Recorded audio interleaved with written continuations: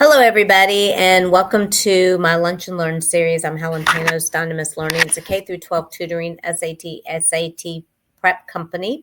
We also do executive function and advocacy. I apologize for being a little late. I was getting caught up in this technology thing a little bit. So we are here to talk today. I'm doing it as a lunch and learn today, no guests. So we're here to talk about resiliency and how to help children be resilient and thrive in society. So let's first begin with talking about what is resiliency and how we can empower our youth to thrive. So it's defined as the capacity to withdraw or to recover quickly from difficulties. It's the ability to have that bounce back ability from hardships. We're seeing a lot of people not doing that. So that's something that you can actually teach. And we're going to go over 5 strategies on what parents can use now to help their children build these skills up.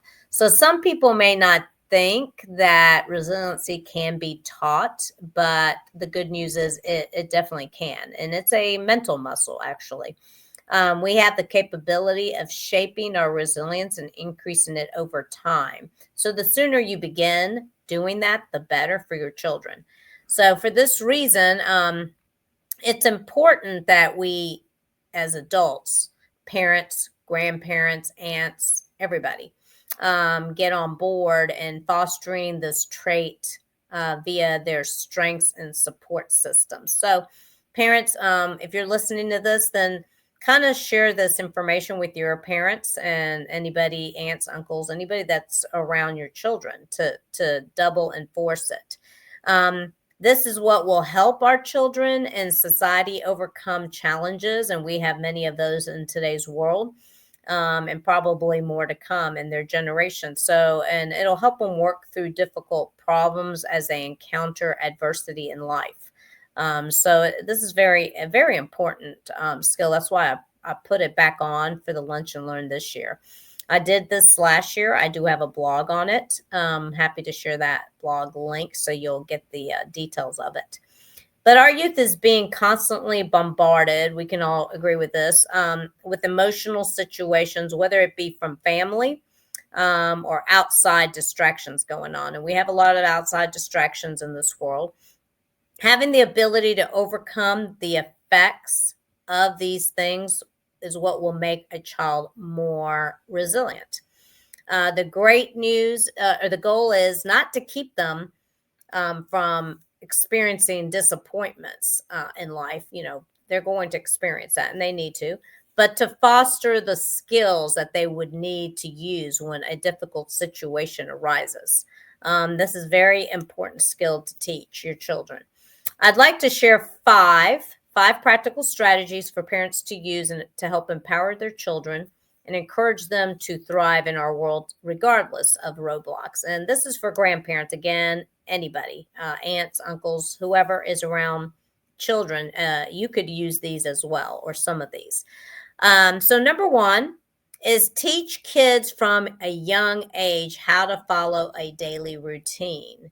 Even in the summer, we tend to get off our daily routines in the summer, but try to stay on a daily routine as much as possible in the summer.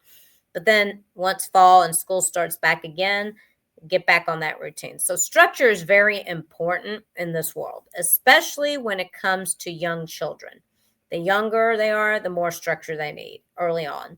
Today, parents have a very hard time following a routine themselves due to their very busy schedules. They work, moms work as well, so it gets a little bit harder. Routines typically calm the mind, which helps children to understand when it's time to work versus when it's time to have fun and play, right? So routines are extremely important. And if you have a nanny or a babysitter that comes over, stress that even with them. Leave them notes about that or discuss it with them.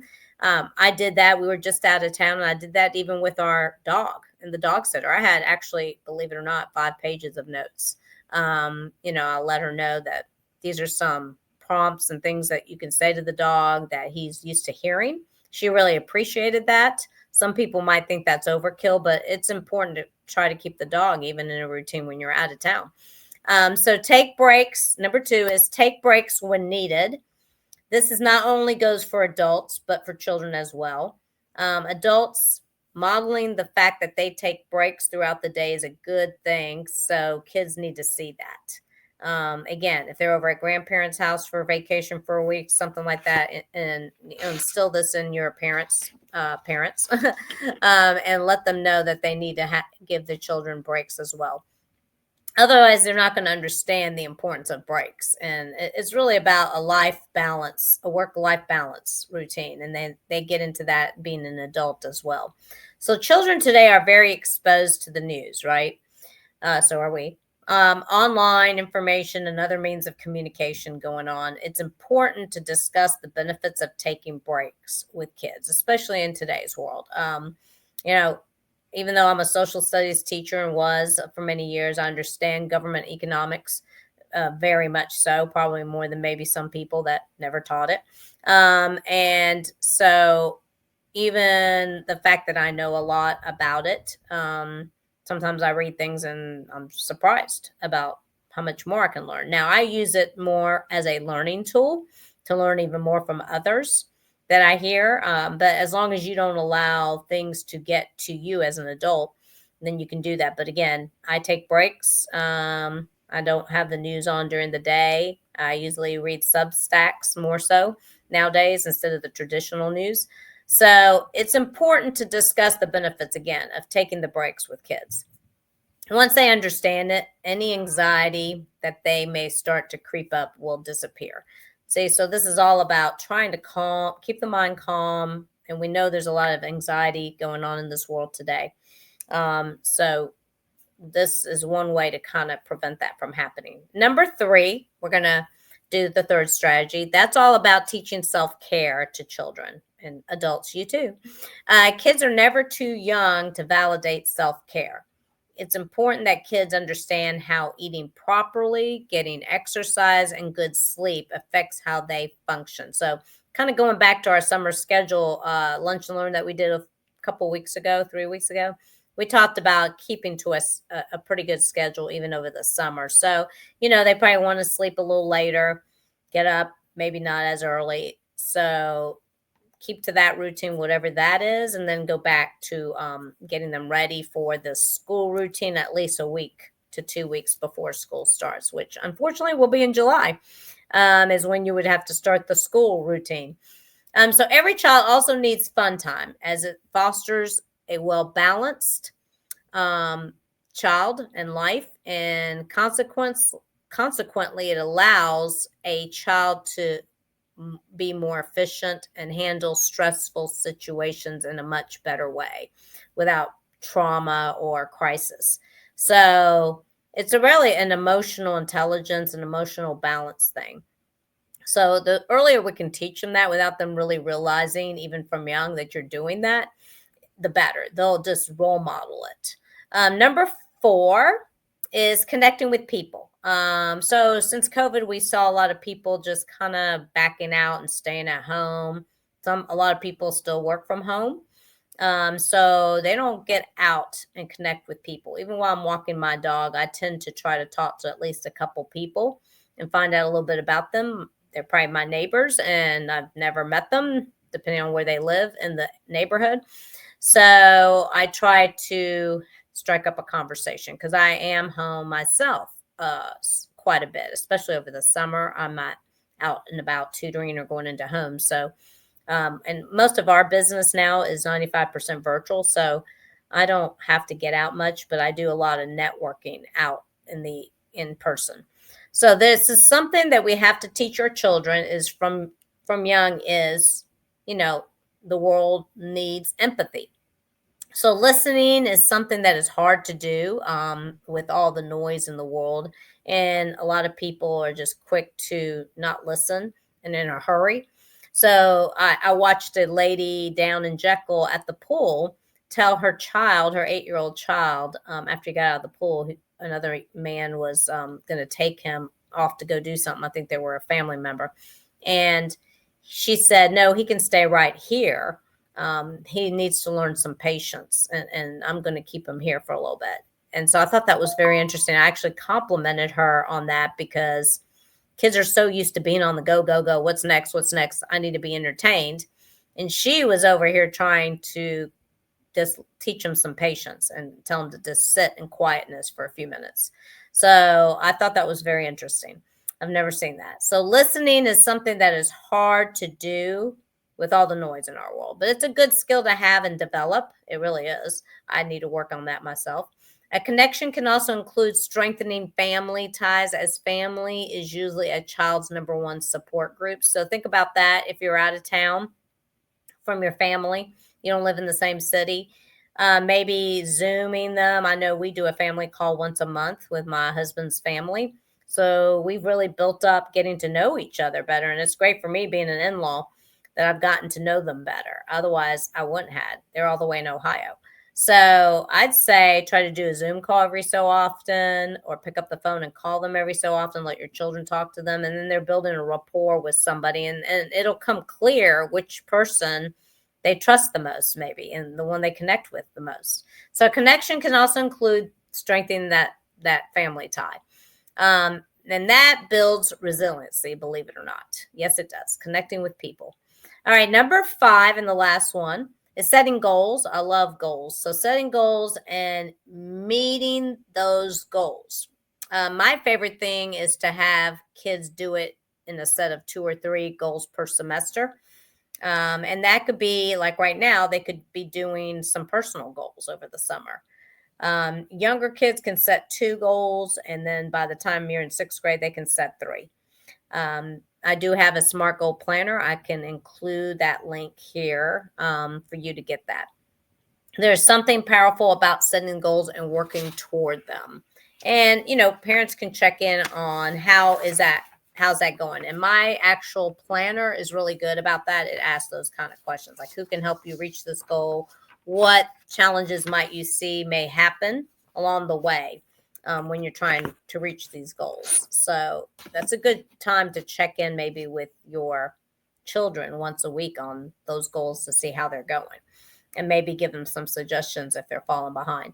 So sit down with your children, discuss coping mechanisms related to everyday stresses. That's important. As an adult, it's a perfect time to show the child how you yourself cope with challenges at the office or in life. Include them in if they're old enough to understand that. Letting children know there's not just one way to deal with a situation is also very powerful. So you can teach them that at the moment. And another important aspect to point out about resiliency is that how you build the skills, not necessarily how your neighbor may do it. Okay. So, or a relative. So they should be aware of that. There are many situations, challenges, and solutions to be found. And the most important thing is to position your child in a scenario where they learn to basically solve problems. I'm not sure how much of that they're doing in school is a problem solution. So I think that needs to be reinforced at home as well. Summertime is a great time to do this. This is very valuable in strengthening the child's motivation, and consequently, it'll make their life a lot easier as they face uncertainties moving forward. And we are going to have uncertainties in this world, if not in your own families. Everybody does. We can all agree on the end game, which is that raising strong, healthy children can lead the world and also solve problems with ease. That's the main goal that we all have. So I just wanted to come on and share this. I love this topic about resiliency. It's one of my favorites.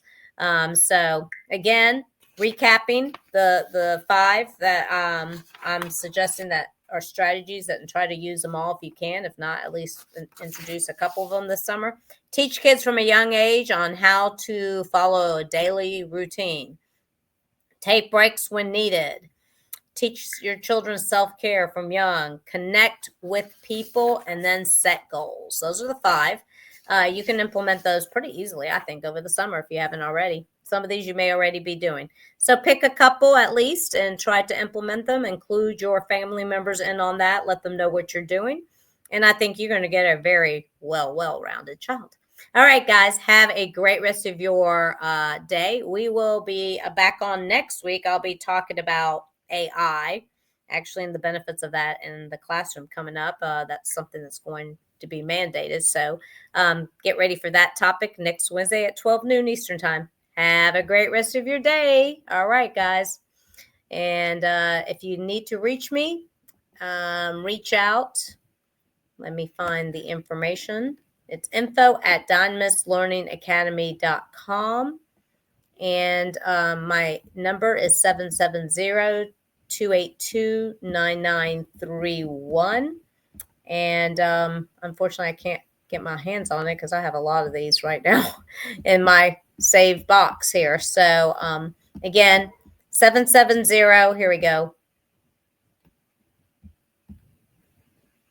info@dynamislearningacademy.com or 770-282-9931. There you go. All right, guys. Have a great rest of your day. I will have that link for you for the SMART Goal Planner because I think that would be great for you to have. All right. Bye for now.